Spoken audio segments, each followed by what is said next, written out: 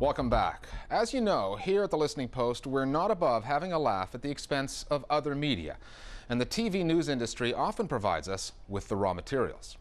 But finding hard-hitting satire on traditional TV is not easy these days.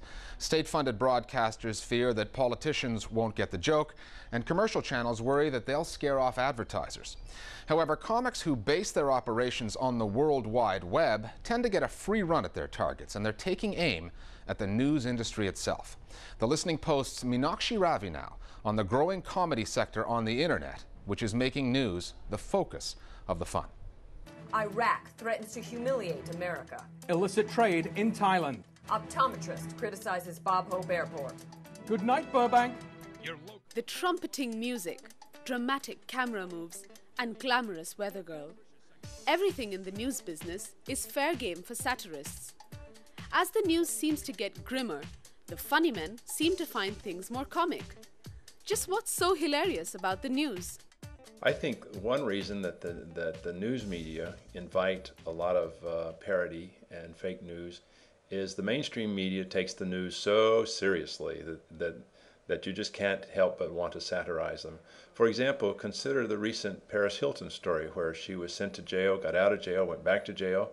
That was big, big news in the United States, and big news organizations treated that as a straight story. It crowded the Iraq war off the front pages. There's a pomposity to the delivery of news, the way it considers itself more important than any other program on television. And so because of that pomposity, it's quite nice to prick that. And the satirists like to pull the rug from under the politicians and the newspaper editors and the TV journalists.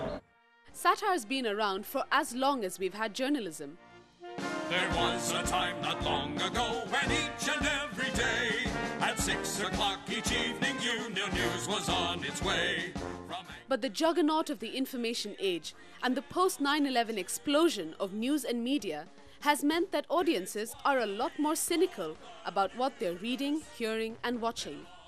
I think there was a time 30, 40 years ago when organisations like the BBC were just completely trusted to deliver the truth, and people respected those journalists. And the same in America, with the great news anchors that were like the voice of the voice of the pulpit almost.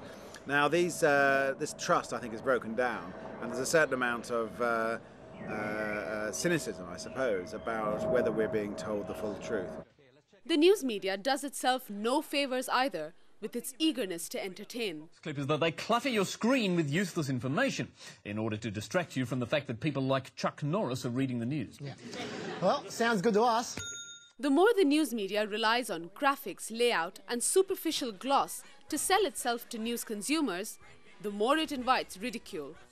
Exactly. I mean, the news itself is entertainment now. The lines have totally blurred. Mm-hmm. And there's commentary by the news anchors, there's teasers. It's another reality show, almost. And it's not the impartial delivering of facts that it tried to be in the past. The ratings obsession doesn't come as a surprise, though. What else would you expect in a world overpopulated with 24-hour news channels, newspapers in morning, afternoon and evening editions, and web-based news sites? We did a story on News Biscuit called BBC Forced to Admit No More News, and they were tapping their fingers and doing shadow puppets and basically trying to fill out their allotted space and having to end their programme early because there was nothing to say. And that was a satirical point about the fact that there is such a surfeit of news these days. And if the increasingly cynical audience and the news media's obsession with glitz weren't enough, there's the internet. Like it or not, nothing has democratized content like the internet, specifically YouTube and other sites where you can post videos. For better or for worse, now, because of sites like YouTube, anyone can film, edit, and post it on the internet. Sending up the news may seem like a lot of fun and games, but satirists don't want us to forget that behind the fake stories, dolled-up anchors, and politically incorrect headlines that make up so much of news satire, there's a strong critique being delivered. Part of what satire is doing is trying to draw a concept out to its absurd conclusions in an effort to demonstrate how damaging or how inane it is or how dangerous. Such a brilliant opportunity to make light of that and to to comment on how easily people are swayed by a broadcast, or just because they're on TV or on film or any sort of medium that we're expected to buy it, that they're official somehow. You can no longer abdicate your responsibility for who shapes your opinions. You have to pay attention, and we're highlighting the fact that you can't just blindly follow what you see on TV. You have to really, because they don't know any better. But as they go about their job of poking fun at the news business, satirists are also watching out that they don't fall into the same self-important trap that the news industry is caught in. News satire is not going to save the world, certainly not what I do. Real news journalists go to far greater lengths to inform, uncover, and should be praised for it. The news media, however, is a business, and like any business, it needs to perform. And so you have the sensationalism. I really don't believe that Islam is a religion of evil. I think it's being hijacked, quite frankly. The fear-mongering. Sir, prove to me that you are not working with our enemies. It can get very insular, and I think that's why news satire has struck a chord with so many people, because we are on the outside looking in on the swirling mass of scandal and intrigue. And that's all satire is. Meenakshi Ravi reporting. And here's how our global Village Voices see that story.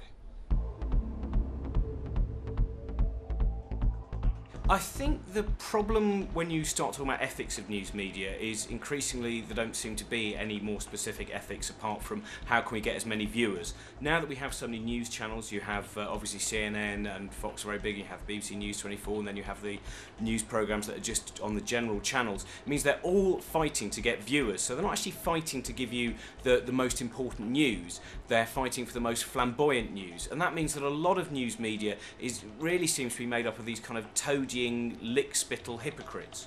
Well, one of the good things about news satire for me is that it often punctures the bubble that is created by any particular news story, thereby highlighting the actual style of news presenting these days, which goes for bombast, which tries to be as sensational as possible, yet at the same time retaining a gravitas of unparalleled length now. They can try and tell the story of, I don't know, some football player's wedding as if it were a major conflict in South Africa. And finally, we've got to admit that in our first 7 months on the air, we've relied perhaps a little too heavily on the tag team of George W. Bush and Tony Blair to get us through this next segment, our Internet Video of the Week. But with Blair leaving the political stage, albeit for another political stage, this week's offering is not without editorial merit. Bush and Blair mashed up as contestants on a game show, The Weakest Link. We'll see you next time at The Listening Post. Let's play The Weakest Link. Tony Blair, what is the full name of the high-profile lawyer who was named by Forbes magazine in 2004 as the most powerful woman in Britain? Well, I tell you how I'd answer that. Well, the Foreign Secretary. The correct answer is Cherie Blair, President. In Macbeth by Shakespeare, the characters who deliver the line double, double, toil and trouble are known as the three what? Which is? That is the correct answer. Tony Blair. In the United States, the Iran-Contra affair took place under the administration of which American president?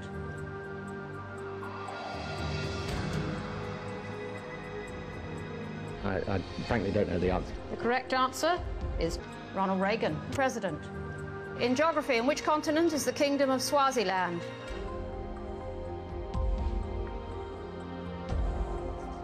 Africa. That is the correct answer. That means, President, you're tonight's strongest link and you go away with £8,500. What are you going to do with the money? We'll help train Iraqi judges. Tony Blair, alas, you leave with nothing. Join us again for The Weakest Link. Goodbye. I was impressed with the Prime Minister. It doesn't trouble me at all.